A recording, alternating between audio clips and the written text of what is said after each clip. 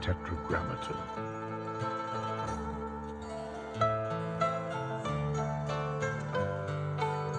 Tetragrammaton. Tetragrammaton. Tetragrammaton. I was traveling around the United States in 1994 trying to find a new place to live. And I was traveling through, and I stopped to have lunch with my old college roommate, Doug Sandberg, who is a lawyer there. And I just had lunch with him, and he got me a gig playing bass with a band, some friends that night, and I never left. Had you always played in bands? Yeah, pretty much until I played in bands until '99, and then I started producing records after I was in a band that got dropped. Band called Billionaire that was on London Sire, then Universal, and got dropped. And when all the labels mergers. consolidation started happening, and started producing full time. Then did that till I started my YouTube channel in 2016. How did you start a YouTube channel? In December of 2015, I did this video with my son Dylan, just to show a friend who asked me, could you make my son Dylan, he's 17 now, but he was 8. He has insanely good perfect pitch where I can play. Born with it. Born with it. But I taught him when he was 3. I used to be a college music professor. And I was like, okay, Dylan, when you hear these notes together, C, E, G, it's a C major chord. Okay. You hear the E, F sharp, G sharp, B, that's E add 9. I taught him all these different chords and everything. So then I would play multiple chords at the same time, up to 4 chords, and Dylan could name them all instantly, even if I played him 12-note chord. Wow. And do you think it's because it was an inborn thing, or do you think it's because you started teaching him at the age that you taught him? So I started making playlists when Dylan was 15 weeks in utero, because I read in what you can expect when you're expecting the book for parents, and that kids can start to hear then. So I started playing what I call this, in retrospect, was high information music. Bach, well-tempered clavier. I have a Turkish friend that's an amazing pianist that does these like contemporary classical improvisations, but all really sophisticated music. And I did that for the first, after he was born, I kept doing it every day. I'd spend about an hour with him, and I'd dance around and do stuff like that with him for the first year and a half or so. And then my wife got pregnant with our second daughter, Lennon, or with our second child, Lennon. And we didn't do that with her. And I never said a note name or anything to Dylan. And when he was 3.5, we're driving in the car, and I was just like, hey, Dylan, sing a Star Wars theme. And he sings it. And I was like, that sounds like I don't have perfect pitch, but I've got great relative pitch. It sounds like it's the right key. And I check on my phone and sing the Superman theme. And it's like, that's in the right key. And every song I asked him, he sang in the exact key. So I turned my car around and go back to my house and go down the studio. Hit the note B flat. And I said, what is this, Dylan? He goes, Star Wars, instantly. Star Wars starts on a big B flat major chord.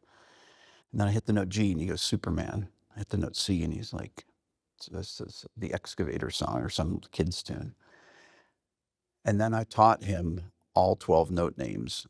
I realized he had perfect pitch. And did he learn the names based on the songs that he knew? No, he knew the note. He already had perfect pitch. And then it was just adding the names to the notes. He knew every note. And after I used to say, how do you know this? He goes, every note sounds completely different. Yeah. But I saw a video on YouTube called The Linguistic Genius of Babies. There's a woman, Patricia Kuhl. And so she had this theory. It's pretty much proven out that babies have this ability in the first 9 months of their lives where she calls them citizens of the world, where they can hear the sounds of all 6,500 languages on Earth. So they have all the synapses available, and their ears can detect these things, the 2,200 different phonemes.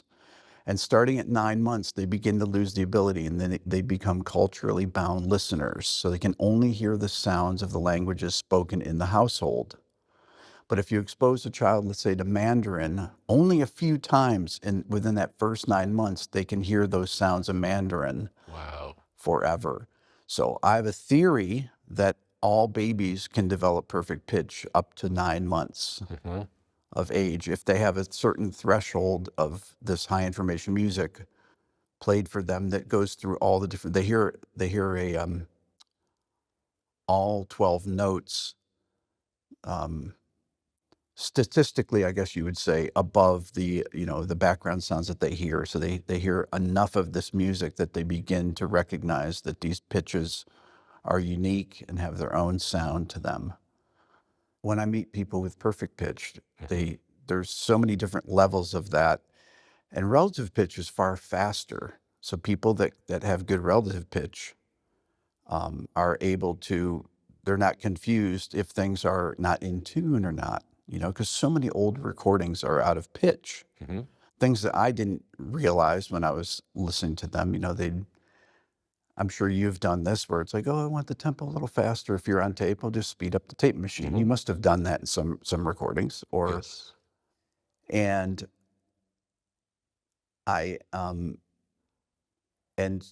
found when I was a college music professor from 87 to 92. I taught jazz studies in Ithaca College in upstate New York, and I also taught for 1 year at the New School. Subbing for a friend of mine. I just taught 1 day a week there. But I used to teach, used to do ear training and teach intervals to people and how to do that. And that was it was interesting to teach people, especially kids that were music students, some of which found it extremely difficult to learn these things. And so the strategies that you use for them, are different than you'd use for a child. People that never learned to listen. Yeah. It's really fascinating because when I started producing, I had no technical skills, even though I'd been recording in studios and things like that, played on records, but I never knew what mics to use or anything like that. And it's like, well, what is a good snare sound? What is a good bass drum sound? Like things like that. And well, it depends on what the song is. And I studied records. I always studied records, and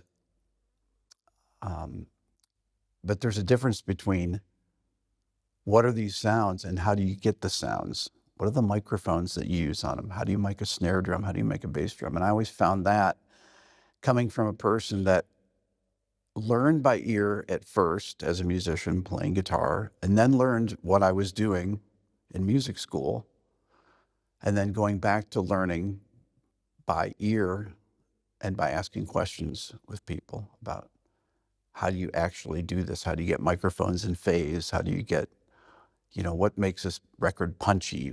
Why would you use reverb on something? Why would you not use reverb on something? How do you create ambience? And even things like acoustics. What makes a room sound good? These things that, or what creates the vibe for people to want to record in a certain place? How do you know where to go? So it's been my quest in my YouTube channel to answer all these That's great. questions by asking people like yourself. Yeah. There probably are no right answers.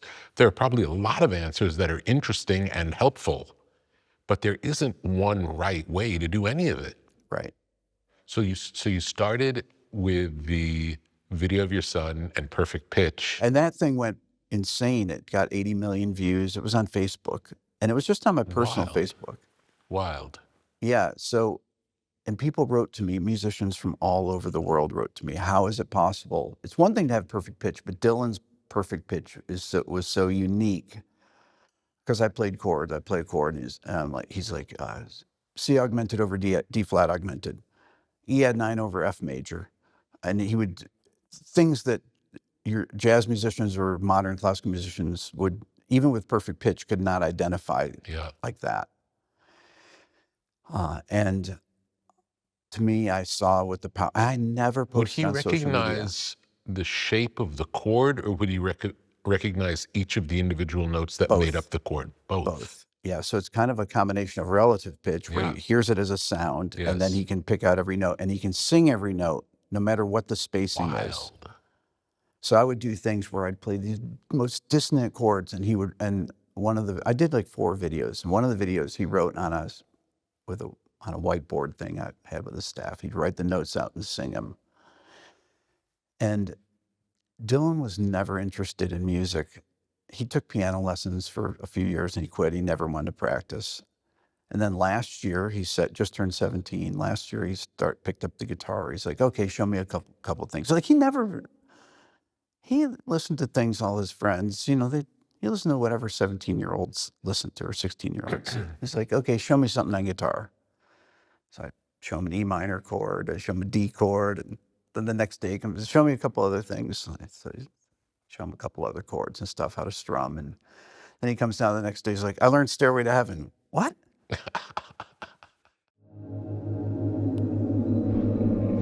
It's the unspeakable mystery, the representation of a sound wave from which everything springs. Tetragrammaton is an online collection of curated material. Is it a library or a gallery? A museum? An oracle? We hope to find out.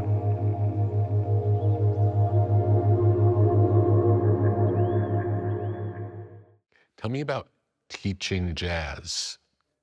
It's extremely difficult to teach jazz because That is what you taught, though. I taught jazz, yeah. Okay, so tell me more. Teaching jazz is really, it's like, how do you teach someone how to speak a language? Yeah.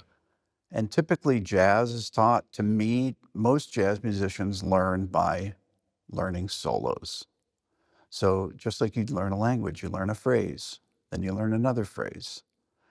And then you learn about how chords work together in progressions, and then you learn how to improvise over those progressions. The most common progressions in jazz would be like a 2-5-1. So if you're in the key of C, it'd be D minor, G major, C major. I would usually use sevenths in jazz: D minor 7, G 7, C major 7. And then you teach people, and it's almost impossible to teach them, Rick, about how do you play a melody over a set of chord changes. And most people will just run scales, and that just doesn't sound melodic. And then you teach them that, well, you play the notes of the chord, and that really describes them. So it's D minor 7 is D, F, A, C. But then you're just playing arpeggios, and that doesn't sound musical. So it's like, how do you actually make music and also make the changes? Making the changes are playing things that sound good over each chord, because you have things that are happening vertically, the chords that move along, and then you have the melody, which moves horizontally. And you have to teach people you can't really teach them. How do you play a phrase? It's like playing blues. Yeah. And you really kind of need to start with just developing motifs. I'm not sure that it can be taught. Because very few of my students were able to actually learn to improvise well. Mm-hmm. And I'd hate to think that it's on me as a teacher that I wasn't able to teach them that, but I learned jazz because my dad listened to jazz records. And he said to me, my dad worked for the railroad. He was a very, both my parents were blue collar people. My mom worked in a can factory in upstate New York, Fairport, New York, right a suburb of Rochester. My dad, when I was in 10th grade, I started playing guitar when I was 14, but he bought me this record, Joe Pass. There's a record called Virtuoso. It's just solo guitar, all jazz standards. And he's like, if you ever learn to play like this, you've accomplished something with your life. And that's like, my dad said very few things, but that's one of the things that he said. And so I just left the thing sitting in front of the stereo for months. And one day I'm like, let me open it up and put it on. My dad listened to jazz all the time. So I put it on, and starts with Night and Day, and then Stella by Starlight, and all these old standards. The fifth tune or the fourth tune on the record was All the Things You Are, Jerome Kern tune. And starts playing. I was like, I can figure that out. So I start working on it and everything. I work on it all day. And my dad comes home from work. I was like, check this out. And I start playing along with it. My dad said, how did you do that?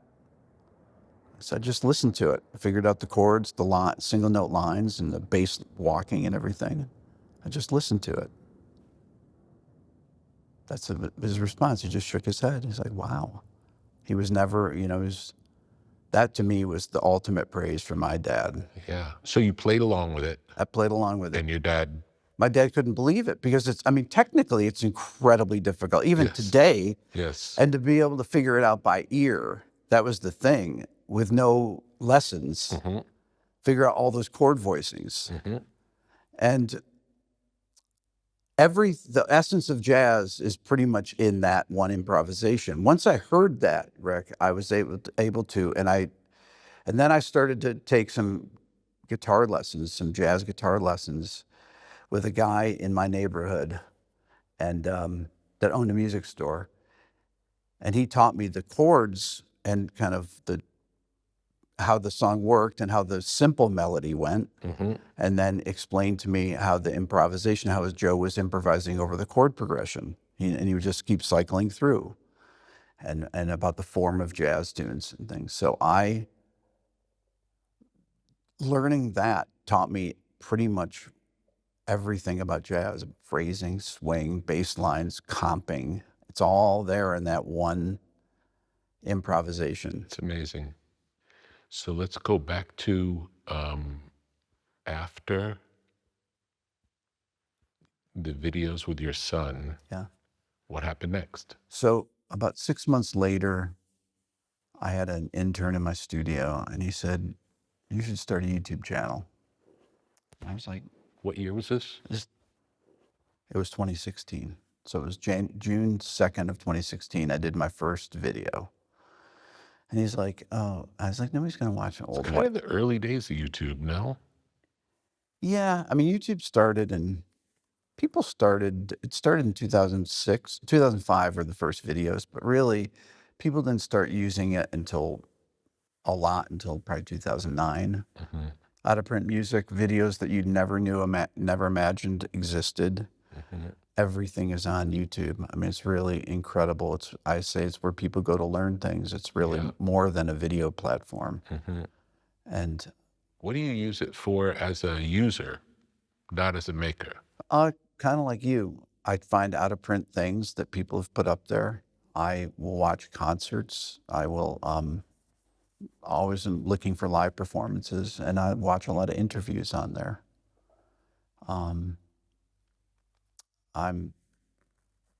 I was a YouTube user for years though, before it even occurred to me to upload a video there. So I was very familiar with the platform, but as far as when I started, I was like, okay, what kind of videos am I going to make? So this intern's like, you should be a YouTuber. I was like, nobody's going to watch a white-haired guy on YouTube. He said, I think they will. And I had that video 6 months before with my son Dylan, and a video with 250,000 comments. It was insane. Yeah. Even though I was a rock producer, that's what I did for a living, I'm going to make videos. Go back to what I used to do when I was teaching college. I'm going to make these really kind of sophisticated music theory videos and improvisation and ear training and all that kind of stuff. So I did that because there was nothing like that on YouTube at the time. There's nothing from advanced musicians. And about 4 months later, it's funny because I just had Dweezil Zappa on. I haven't even released the video. Last weekend, he was in Atlanta. And Dweezil's the first musician that reached out to me. I had about 4,000 subscribers. And he told the story of that he discovered my channel because I was explaining things that he always wondered about. And so he wrote to me out of the blue. It was like, he put a comment in. I said, that can't be Dweezil Zappa. I only had a couple thousand, a few thousand followers. And I click on it. It's like, no, that's Dweezil's channel. Then the next day I got an email from him. He's like, I want to talk to you. Here's my phone number. Can you call me? So I called him and talked to him. Then the next day, Steve Vai wrote to me. Then I did some interviews, just Skype interviews at the beginning, but most of my videos were They were about all different types of things then. Nothing about contemporary Typically music. educational Yeah, all in the beginning. educational. Yeah. Yeah, all educational. Nothing about contemporary music at all. And length typically, Oh, however long they needed to be. I had videos that were 45 minutes long. I did whiteboard videos on things, explaining stuff. I did like a class, like like a teaching a class. class. Yeah. It's funny because nobody does whiteboard videos. Some people do, Yeah. but I did whiteboard videos. That they were some of my videos. But then I'd make videos like on. I made a video about Apple versus, or about how Apple ruined iTunes and things like that. But I'm not realizing that there were people freaked out about this, me criticizing Apple devices and everything. Like, why have they changed iTunes and it sucks now and all this stuff? And people went crazy. It got millions of views. So I would even venture out beyond things like that, but just anything that came to mind. And I made videos. Always music based though. Yes, always music based. Yeah. I never have mentioned anything other than music on my channel. I don't get into politics, contemporary, nothing. It's only music. But I make videos on AI, and I've been invited to testify at these different congressional hearings. I made videos on fair use practices on YouTube, and the content ID policies and things like that. So always trying to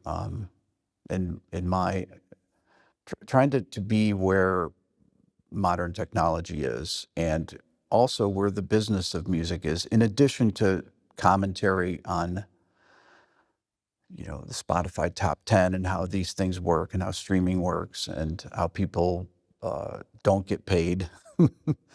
and and then obviously now it's progressed to having interviews with people. How do you think streaming has changed the way people relate to music? So I think that the availability of having anything at your fingertips in a way devalues music, at least in my opinion, from growing up and actually going out and buying records and having a physical representation of someone's art, including the album cover, the credits, is a completely different experience than being able to make a playlist that don't necessarily go together, things that, are and are not meant to be listened to in that way. I mean, people used to have an album order. That was an important thing, an A side and a B side. And with streaming, I made a video recently that I talked about. I turned on the faucet in my kitchen and I said, this is basically Spotify, let's say. And just the water keeps going and just keeps going on indefinitely. Every day, 100,000 new songs are added to Spotify. And at any point you can interrupt the stream. And I put a glass in there. I said, this could be in Led Zeppelin's entire catalog right here in this glass. Take an eyedropper. This is the, Zeppelin 3, and I start naming off the songs in Zeppelin 3 and everything. And then this is the rest of Zeppelin's catalog, and dump it out.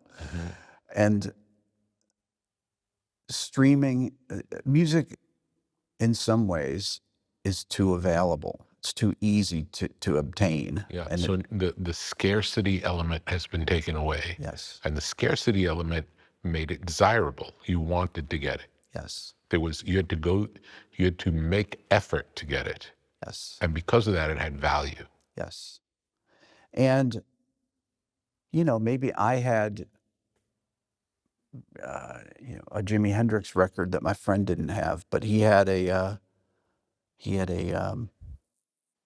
Beatles record that I didn't have. And we would trade the things, or we'd go over and make a cassette copy of it, or whatever you would do. And these things, you carry the record over to someone's house. I mean, you literally would physically carry the physical record. And now on your phone, just people listen to music on their phone, and And everything is available for you there between Spotify or Apple Music or Tidal or whatever you listen to, and YouTube. You pretty much have everything that's ever been recorded. It's hard to wrap your head around, but it's how much is it worth? Well, it's worth whatever YouTube Premium is if you have that, or Spotify, $16 a month or whatever they raise the price to. And it there's a complete disconnect between even who makes the records. Like, who are the people that made the records? If I want to know who the engineer was on one of your records, and let's say Tom Petty Wildflowers. Now, there's different engineers on there. I know Jim Scott engineered some of it. I don't know who mixed the record. You can't even find these things out. If you try to go to, it's like, where do you go? Do you go to allmusic.com? Or do you go to find out who the people are that contributed to the sound of that record, which is an amazing sounding record? And that's been lost. And you sure, you can look at the credits on the Spotify. It lists a couple things, and I guess if there's a few clicks here, and but they make it incredibly difficult. To me, that something has been lost there. That with streaming, I like to say that I think a lot of people, including myself, when I didn't understand how records were made, when you think about it, if it's records recorded, the 1960s, 1970s, 80s, whatever, it was recorded on tape, and that tape started as a blank piece of plastic or whatever it's made out of, and then the music was recorded, and the things don't magically appear. Songs are written, they're recorded. Sometimes they're recorded over months, sometimes over years. And demystifying that has been one of the things that I like to do on my YouTube channel. It's like, how is music actually I'll say, the more you know about it, the more you realize it is magic, and it does just appear. I like to say that music is time travel. A lot of the times the musicians are not with us anymore, yet when you're listening to their performance, it's happening right then, as soon as you play it. Just like there's no recordings of Beethoven playing, but there's the music that was in his mind. Any orchestra can play. Just put it up and you can perform it. And that's the amazing thing about music. And it's time travel too, in that the performances don't have to happen all at once. You have overdubs and things like that happen later on that you listen to, and let's add this thing.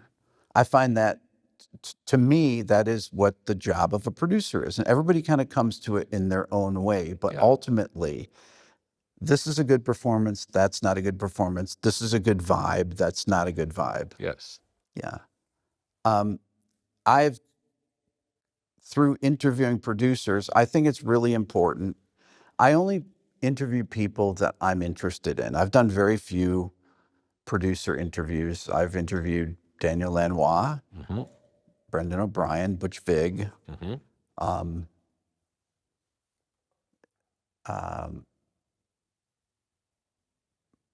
who else? Alan Parsons. Very few, almost none. And are they all different? They're all different. Yeah. Everyone is different. Yeah. Everyone is completely I would different. imagine that. But taste is the thing that they all agree on. Ultimately, they all have different. Some Daniel Lanois comes more from he's a great musician, great songwriter, but he had his own studio, so he comes at it originally kind of as a studio owner. He and his brother produced things together, and Alan Parsons, he worked at Abbey Road Studios. He came at it through that way, but definitely the thing that I've come to realize after interviewing these producers is the thing that I knew. it's the taste that people come to them for, whether it's George Martin, even though I never met George Martin. That's something that I don't know has been really talked about enough. It's like George Martin's contributions, because I don't think that people understand what a producer does. And if there's anything that I can contribute in explaining this through interviews with people, to me, that is I think that first person accounts of people that made classic records like yourself is the most valuable thing I can do with the millions of people that follow my YouTube channel. If I can give back in any small way to society by having these accounts, what was it like to be in the room then? How did you do this? How are these records made? What and then whatever thoughts that you have on contemporary music, whatever it is that you want to add to these discussions, to me, it's my I wouldn't say duty, but it's incredibly important to me to be able to put this information out there for people, and they can do with it what they want. But these first-person accounts, I think, in the future will be when the history of music is written. It's historical documentation of how the things that we love were made. Yes. Tell me about your recording studio. So my studio is most people don't know. It's in my basement, and I built it back in 2005. The house that I bought. I bought a house that had a big basement. It's probably about 4,300 square feet or so. It's good size. And the whole basement is a studio. So it's got a control room. It's got an ISO booth with a floating floor, both of those. And then I have one live room. The room that people see on my videos used to be my live room. Now it's my YouTube set. I mean, that's what it is. It's basically a set. And then I have another room next to that that's that I track drums and has a fireplace and stuff, and then like a hangout room. And then there's a far room that's like a rehearsal room that I have drums set up, and I'll go in and jam with my kids and stuff. And my daughter Layla will play drums, and my son Dylan will play guitar, and I'll play bass. Or my daughter Lennon will play bass, and I'll play second guitar and stuff. So that's our jam room and rehearsal space. So I have everything that I've ever wanted, and I don't use it now that because I don't really produce anything except for stuff that I make in videos. But in my control room, I have my rack of Neves and Helios, and I've got everything to make records, and I'm not making records. But you choose not to. I choose not to. You're but doing something else now. Yeah, but I would love to record performances. And when I interview people that come to my studio, and many times people that are touring through town will come to my studios, and so we use it in that way. And most people play in when I'm. That sounds like a whole nother channel of Right. just live performances from your studio. Yeah, I'd really like to do that. I did my first kind of artist spotlight thing or something. I had this singer that her name's Ella Honan Ford. She's from England, and I started following her on Instagram. She only had about 45,000 followers, but beautiful songwriter, and was originally a jazz musician, but she writes pop songs. But she calls them.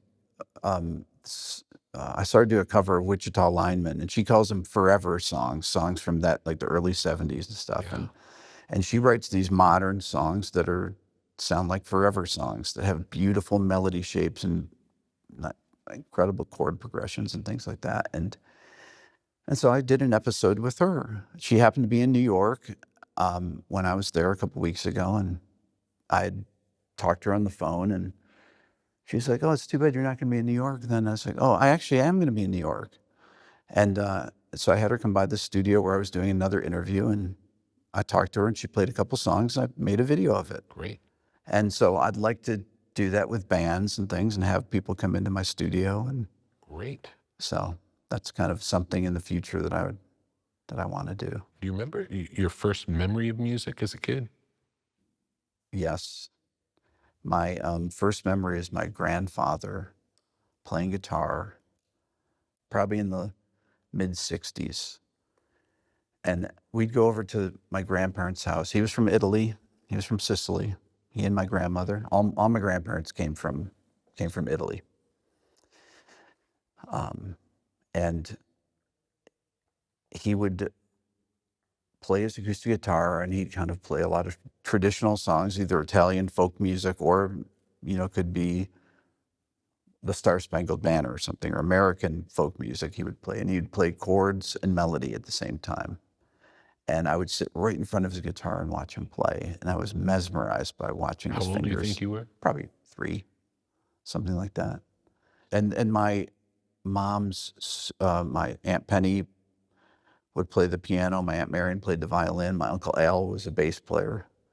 Would there be recorded music in the house you grew up in as well, or Yes. no? What would that be? My dad listened to jazz. My mom listened to classical music. So, and then I have 5 older siblings and 1 younger sibling, and they all listen to different music. My oldest sister, Pat, loved the Beatles and the Stones, and I had Led Zeppelin, Jimi Hendrix, all different things, Motown, and all different genres of music would be playing. Everybody would have their own little cassette players or their little stereos. So we had 9 people in a 3-bedroom house with 1 bathroom, but music all the time. What was the first music that you would say was your music, not your parents, not your brothers or sisters? Probably Angie by the Stones. I bought the single to that. And to this day, it's one of my favorite songs. Great song. It just means so much to me. And I always think it's like, I don't know of a song that's like that.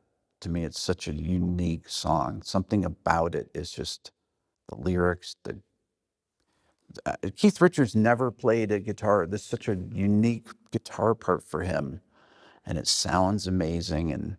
But that was one of the first things that I spent money on. I remember in the drugstores used to have a rack. They have the top 40, and you could just buy the 45 and pull it out and go up When and pay did you for it. start analyzing it versus just listening to it and enjoying it? Oh, I never analyzed it till I took guitar lessons in my teens or so. Everything I learned was by ear.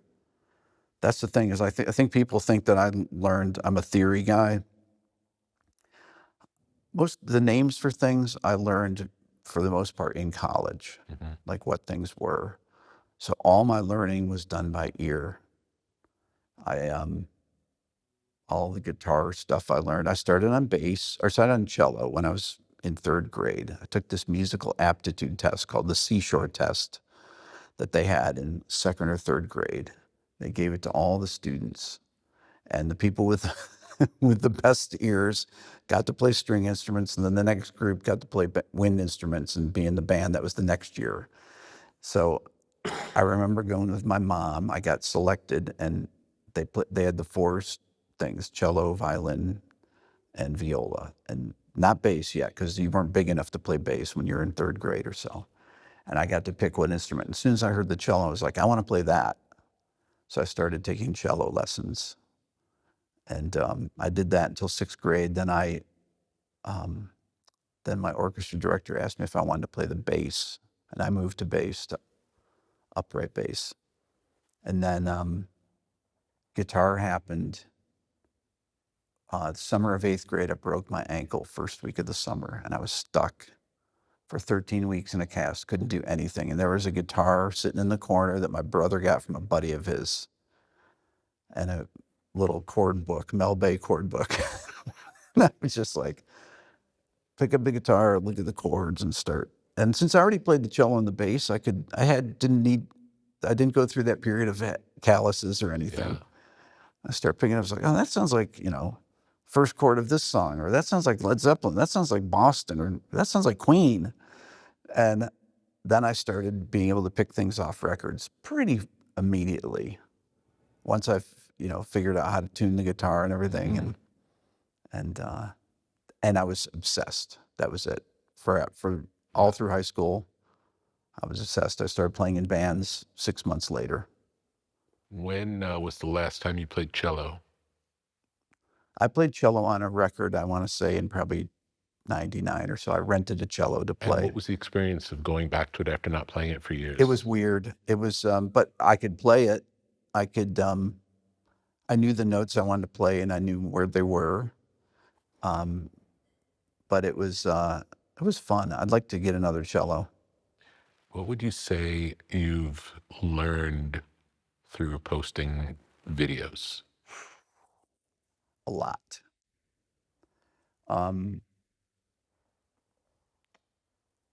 There's many layers of that too. Is the attention span. Videos that people would watch in 2016 are not videos that they watch in 2024. The attention span of people has gotten shorter. I've had about 2 billion views between YouTube and Instagram, and you have analytics of these things, and you can see how long people watch. People like short form content, for example, 35 seconds is about all people have the attention span to watch. So any short over 35 seconds, Rick, people, they won't watch those. They swipe away. So I typically don't make things that are over 35 seconds long, which is very funny if you think about that too. And I just know, it's not like I try to make them that long. I just know how long 35 seconds is. So if I were to sit and make a video with you and somebody said, go until you think it's 30 minutes, I would be within 30 seconds of it being 30 minutes. Yeah.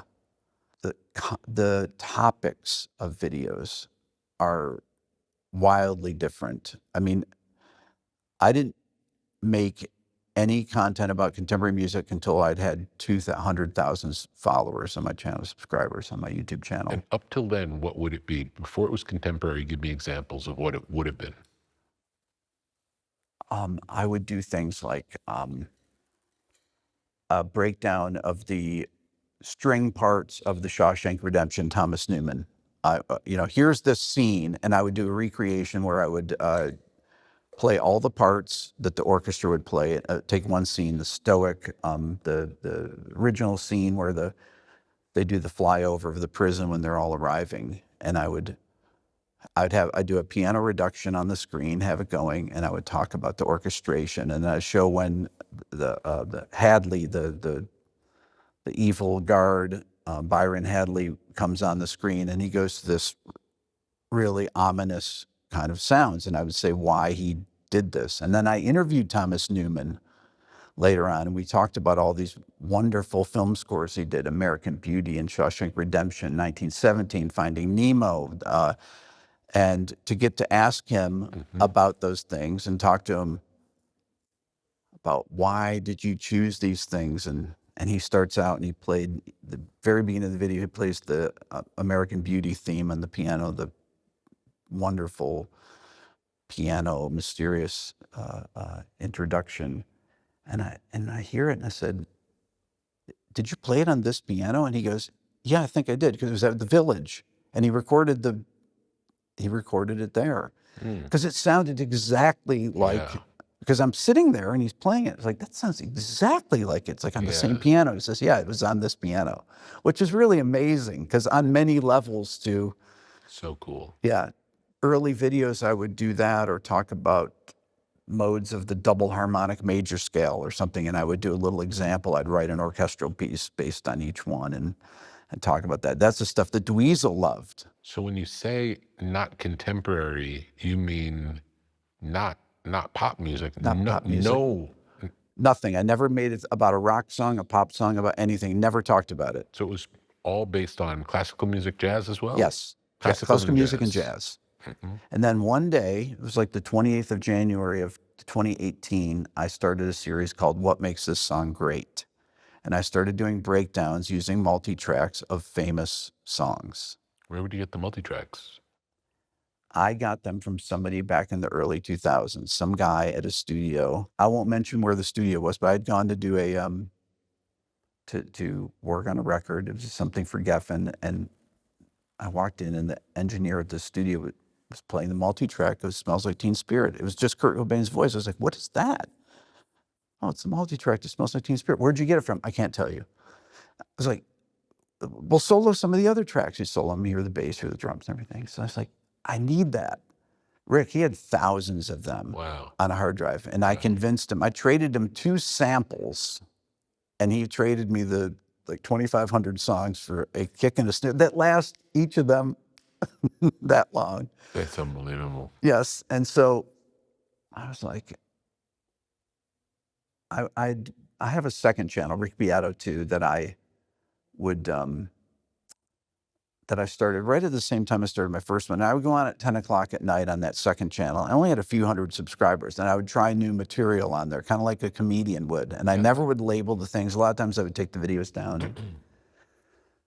And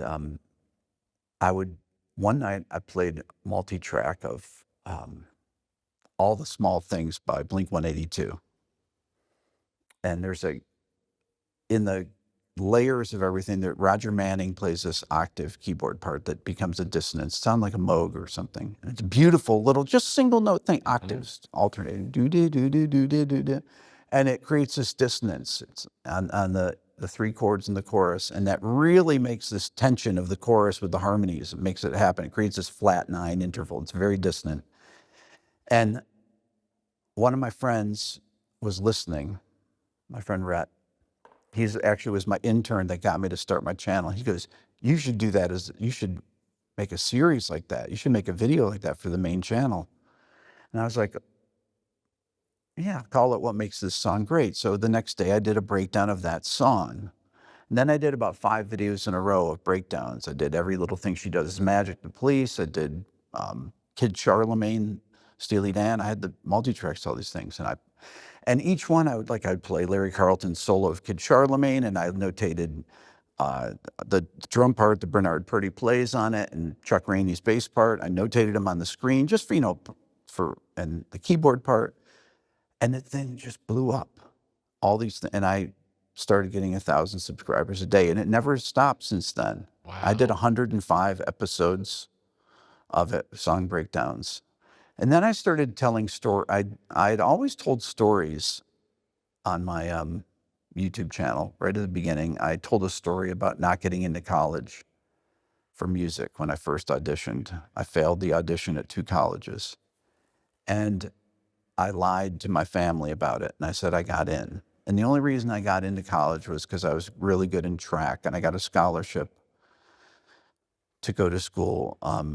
And I was a history major for 1 semester, and I re-auditioned at Ithaca College where I'd gotten rejected, and I got in because this freshman guitar player taught me how to play the classical guitar pieces that you needed to play properly to get into the college. Some freshman taught me, and I went and re-auditioned and got in. And then 6 years later, I was teaching there. I'd got my master's degree. I went back to Ithaca College. So in the same room that I failed the audition, I was the professor there teaching.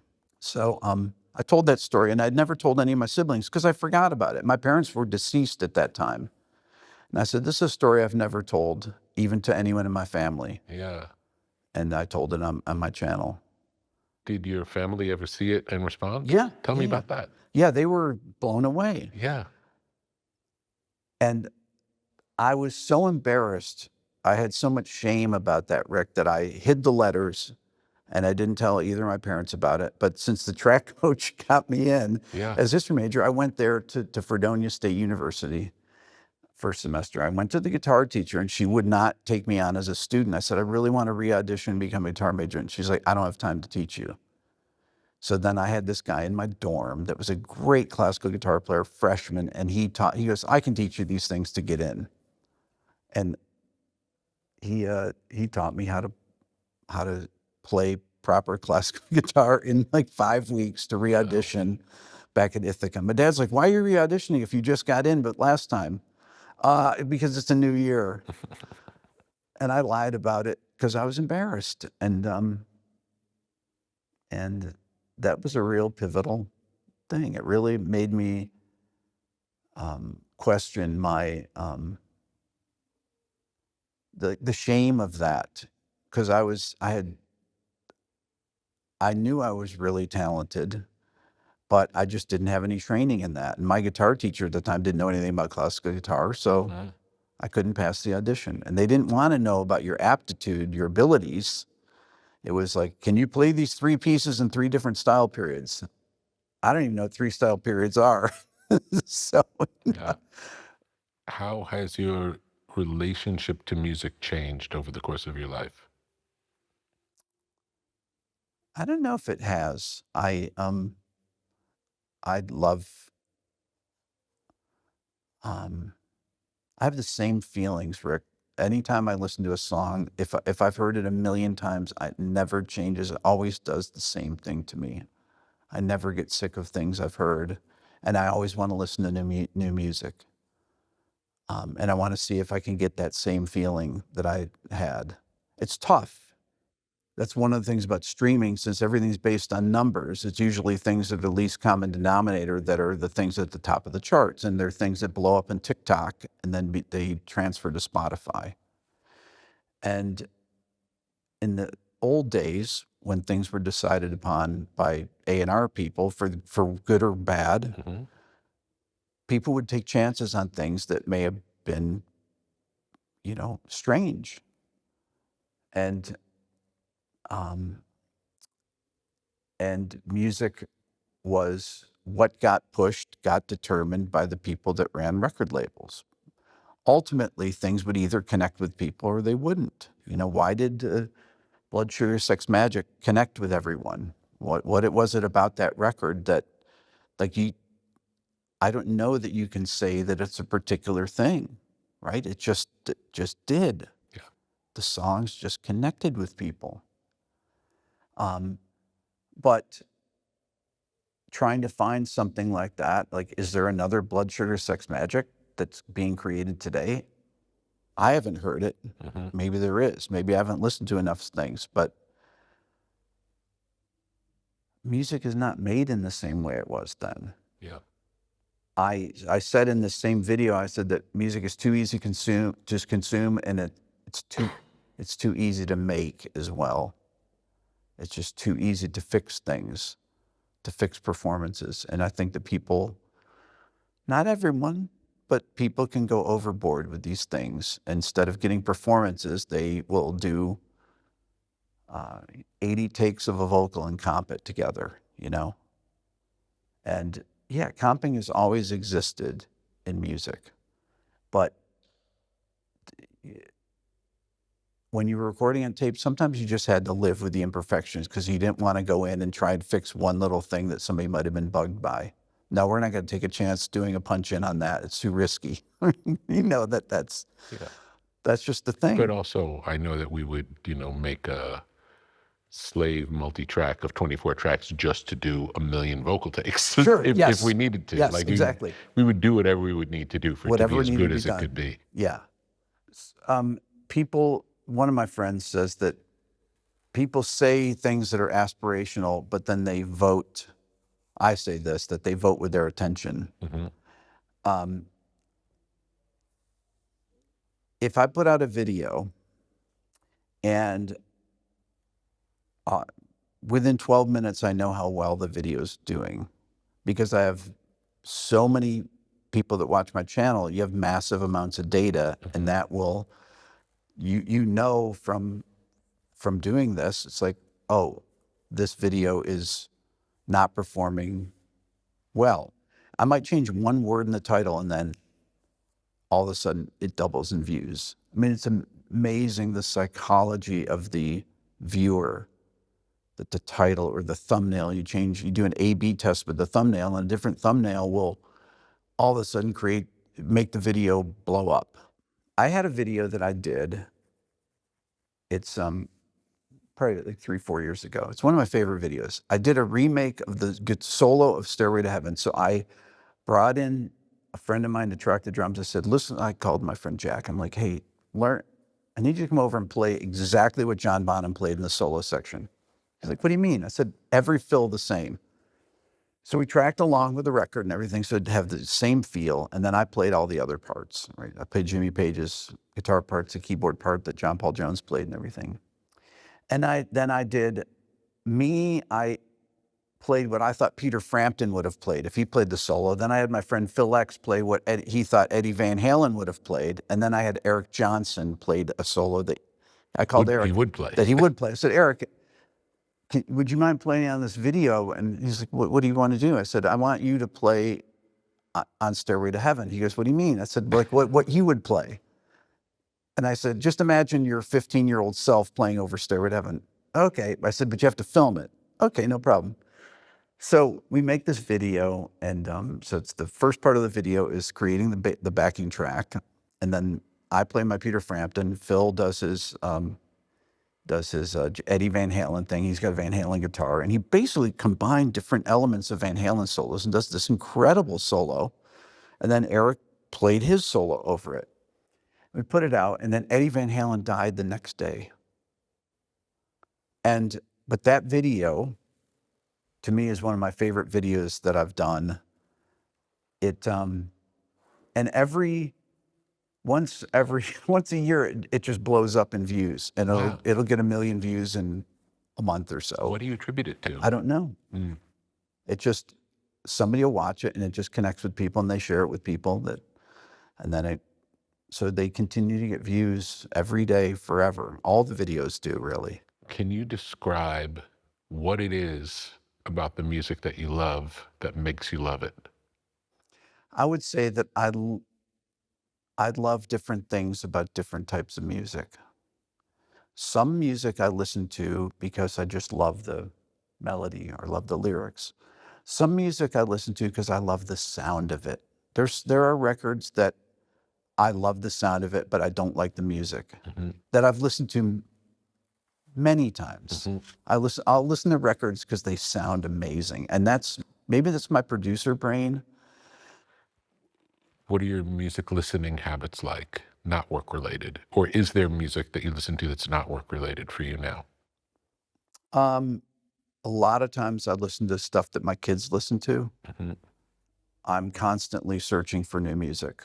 So a lot of times I'm on Spotify. I have Apple Music and Spotify, but I find that my experience on Spotify, just the way that the thing is laid out, I just prefer it.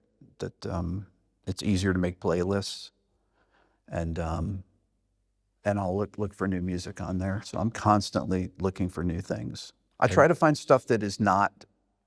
When you say looking for new things, like what would be a marching order you'd give yourself in terms of looking for a new thing?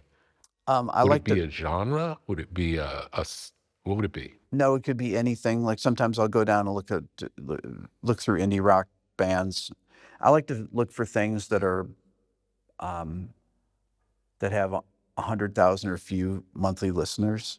I know that sounds weird, but I like to see if there's something that's kind of unknown, and that I think is really good. Or a lot of times I'll go on Instagram because that's where most musicians post. I say that Instagram is the musician's platform, and musicians don't really post on TikTok. I mean, some do, but most don't. People that want to advertise for their gigs or want to connect with their fans go to Instagram. And so I find a lot of artists through that, at least playing parts of songs, and then I'll go to Spotify and see if I can find them on there and listen to music. Do you have any trusted sources that you look at for recommendations of new things? I have people that send me hundreds of emails a day with things, and they'll usually include YouTube links or Spotify links and all. Do you listen? Yeah. Do you ever find anything that way? Once in a while I do. It's so easy though, Rick, to click on something that it's not like if in the old days if somebody would send me a CD, you have to open it up, you have to do all this stuff. It's a hassle. Now it's like you just literally click one link and you're into a song. Do you like to be challenged by the things you listen to? There's an artist named McGee that is an indie rock artist, MK.GEE,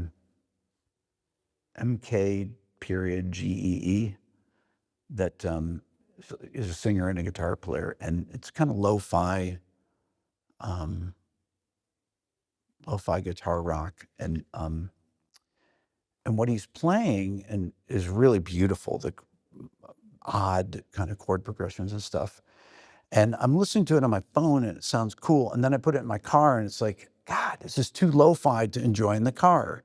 So I can only listen to it through speakers. It's kind of a weird thing, right? And that's the challenge is I like stuff that's lo-fi, but it can't be too lo-fi to where it doesn't sound translate. full. Yeah. Of the interviews you've done, what would you say you've been most surprised by? I think I'm most surprised by the fact that the people that are making the music on either side of it, whether they're the performance or the people that are like yourself that are the producers, um, they almost never know what's going to be successful. And I'd say that that's a common thing. They don't know. I think the people, when they've had hit records, they have more of an idea for something that's going to be successful. And that when they listen to music, because I always play stuff in there, they always, doesn't matter, they hear stuff that even if it's recorded 35 years ago, that still bothers them. That's interesting. Yeah. Do you think of yourself as a music critic? That's a great question. Yes. Not an intentional one. I just try to be honest with what I think. I don't care what people, it's my opinion. Yeah. When I listen to the Spotify top 10, I do it every 4 months because that's usually when there's a turnover and there's all new songs. And I say, well, I listen to it so that you don't have to. But I think that's important for people. That's a responsibility on my part. I have a big channel to let people know what is popular today. And there's been a real trend towards having guitars in music. In I just did one last week, and every song that was in the top 10 has guitars in it. And that wasn't the case a year ago. That was the first time in a long time, probably, Yes. that was the case. Yeah. And I think some people thought I was criticizing the fact that there's no hip hop in it. But there's I had done a video recently that showed the trend in, there's a thing called Chart Cipher that does trend analysis based on all these data, based on a bunch of different charts. And they show, that country music has been rising, which you notice there's more country songs that are in the pop charts over the last year. And you're seeing these trends play out, but they'll show the trends over the last 5 years. They'll talk about lyrical content, what types of lyrics. I also have found that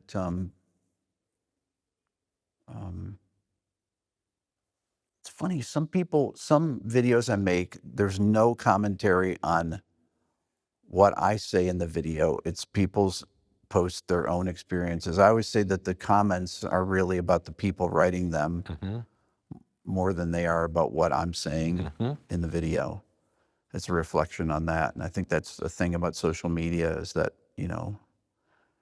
people that take the thing, I said, I tell other people I know that do YouTube or whatever, don't take the comments personally because the people are really writing about themselves in many cases.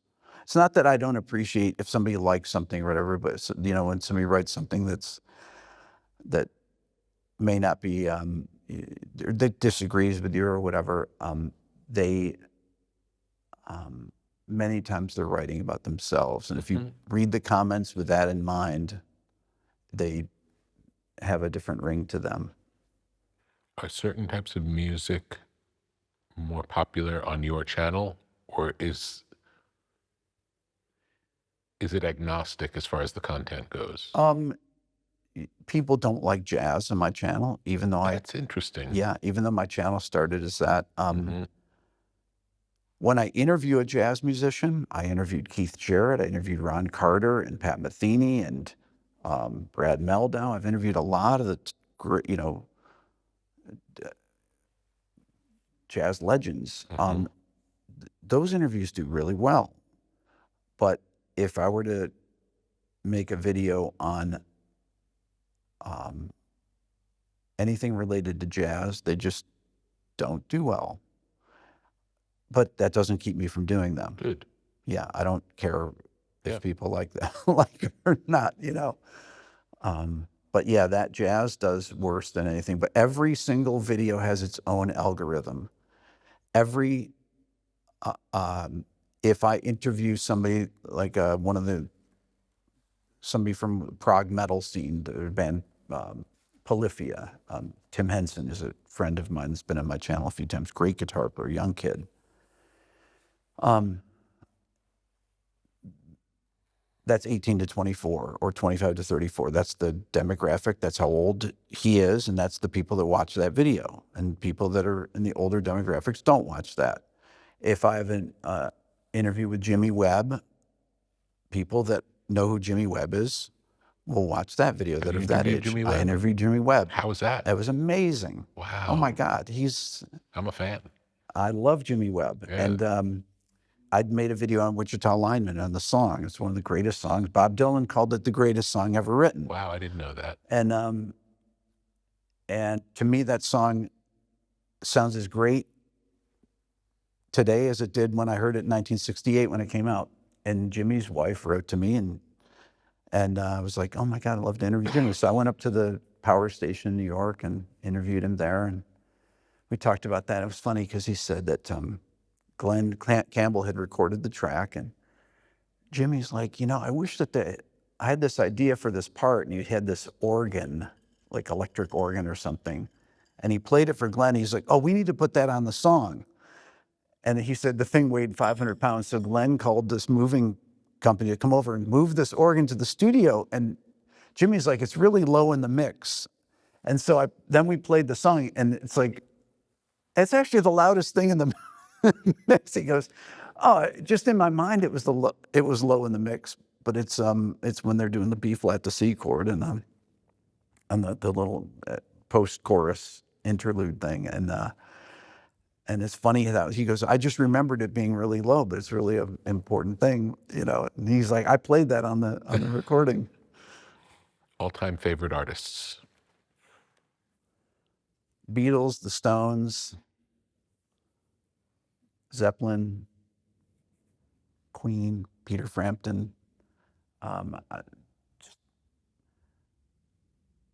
love Tom Petty. I love Nirvana. I love, there's so many different things. It really depends on what mood I'm in. And then I'm a massive classical music fan, and it goes from Bach to Palestrina to Prokofiev to Beethoven to Mendelssohn to Schumann. Has that always been the case? Classical music from childhood? Yeah, and I still listen to classical music all the time and listen to a lot of modern classical music. I'm equally versed since my undergrad is in classical bass and my master's degree was in jazz studies, and then I was a rock musician before that. I'm kind of an expert in multiple genres. Great. So I know every recording, not every recording, but of Beethoven's Fourth Piano Concerto, which is to me one of the greatest piano concertos ever written. And first of all, it's on video too. And this was done, I think, in 1985. And the orchestra and the piano are perfectly balanced. And the piano performance is just so musical. And I've listened to every recording. Yeah. And I just can't think of one that is just, this is perfection. Favorite albums?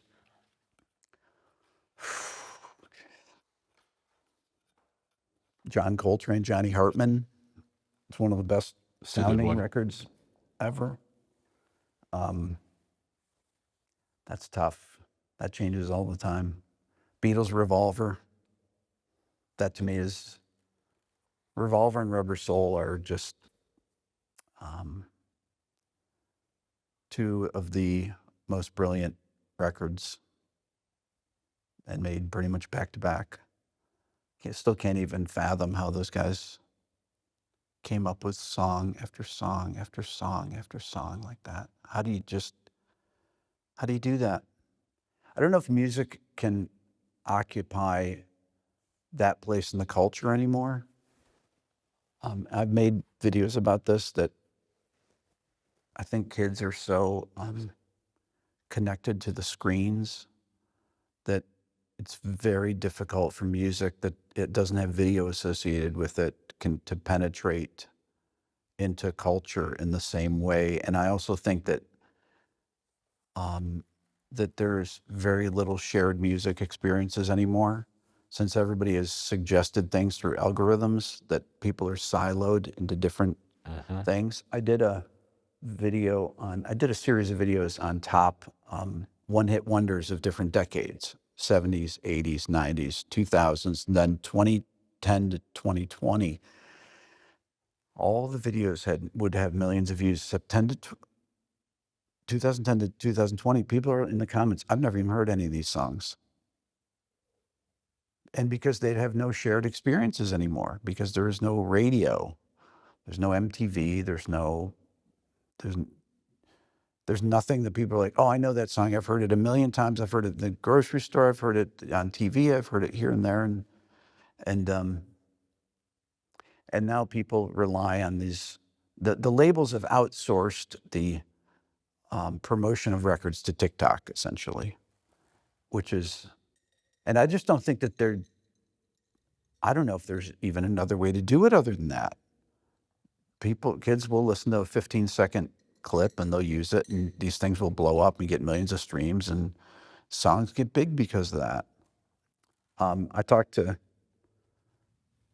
Max Martin. I didn't interview Max, but I got together with him, had a great conversation with him for a couple hours when I was in Stockholm last year, and we talked about popular music, and he talked about I think we were talking about Blinding Lights, the Weekend song that's the most streamed song on Spotify ever, and or at the time it was. I don't know if it still is. And that the song, like a part of the song, blew up on TikTok, and it became this giant song. I think it's an amazing pop song, really, really incredibly well-written pop song. And but how TikTok shapes the way that people interact with music, and it's through videos. It's the songs related to videos, and I don't know if people can even take in music in the same way unless because we used to listen with our imagination. There's very little known about the bands. You didn't know about. Did you know about Marvin Gaye? Did you know about Led Zeppelin? What did you know about these people? Very Nothing. little. I lived in Rochester. Very few people came through Rochester. It was like a secondary city. And I didn't have money to go to concerts as a kid. And so your only experience is the album cover and the music and the song you heard on the radio. And then everything else you imagined. What were these people like? What are these songs about? Yeah. What are the new technologies used in music that you're most excited about? Honestly, AI, because there are things that, there's things that I use, AI tools that I use all the time now. Like what? To separate the vocal from, if I have bleed in my microphone, if I'm playing examples or something and I need to isolate my voice. So there's a program I use called lalal.ai that's it's an online thing, and you put it in and you can remove you can separate the music from it. I did a video when the Beatles, they put the new song out with John Lennon and stuff, and so I showed how you can use these AI tools to separate a piano and voice. So I sang and played piano the first verse of the new Beatles song, And then I separated it, and you can't hear any artifacts in my voice of the piano, and it was just recorded with one microphone. Wow. It sounded like a good recording of your voice. Good recording of my voice. I mean, it was as good as you could get with one microphone, Yeah. 3 feet away. Yeah. But you not couldn't hear worse. Not worse not than worse. the original No. recording. My voice is pretty bad. But there's a lot of opportunities for AI in mixing records, things like that. Maybe that I think people will rely on more in the future. Give me an example of how you imagine that would work. Maybe you can, you have drums recorded, let's say, and then you're like, well, what if we did the drums with this kind of a sound, and you can radically change it just instantly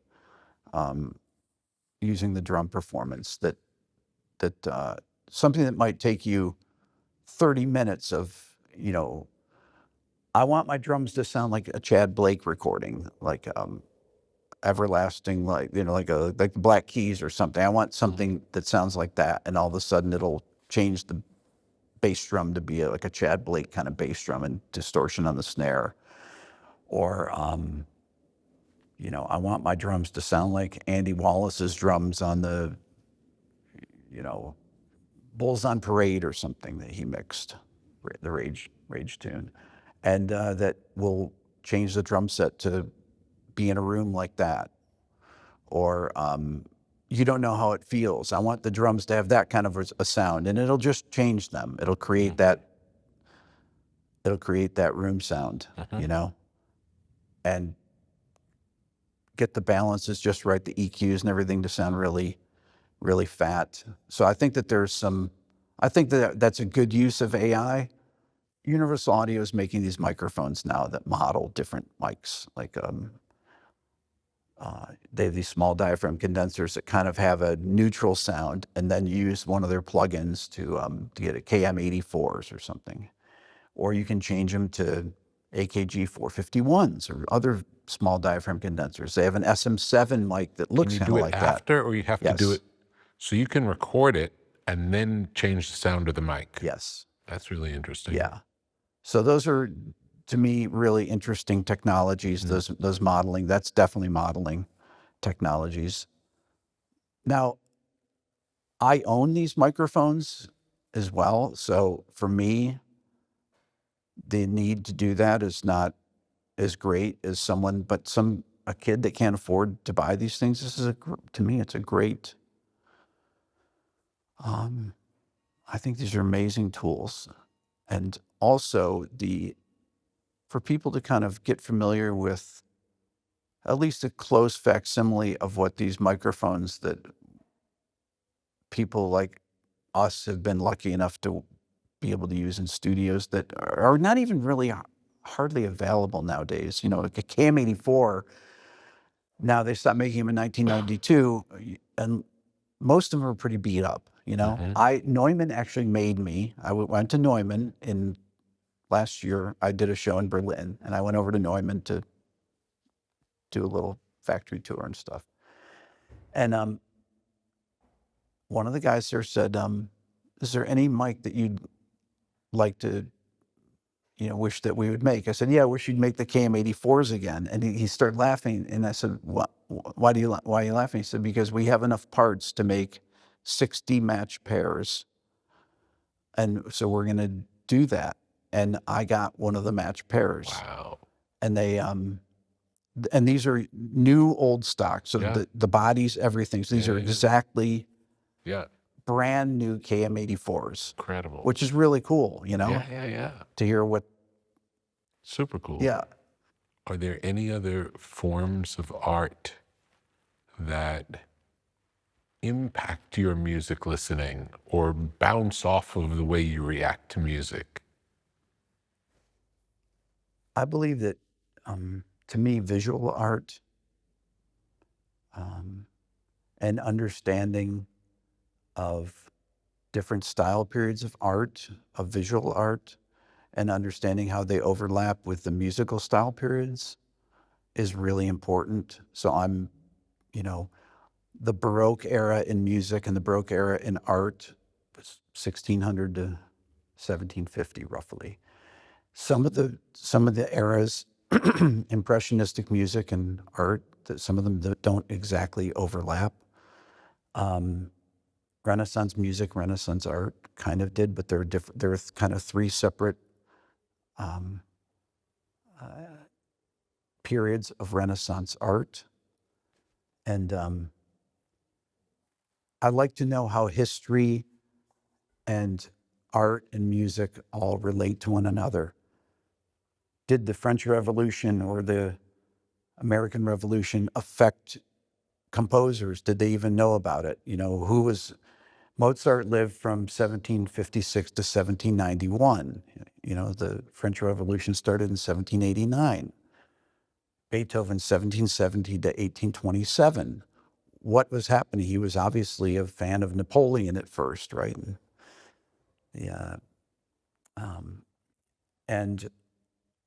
And he was also influenced by German philosophers. Those things to me are interesting. I don't know if they're important to other people, but there are movements of art, of writing, of music that overlap one another, and of historical events. And I believe that those things are all interrelated. And I don't know though how much people knew. People didn't readily have, didn't have, they didn't have scores available, and you couldn't listen to music if you were Beethoven.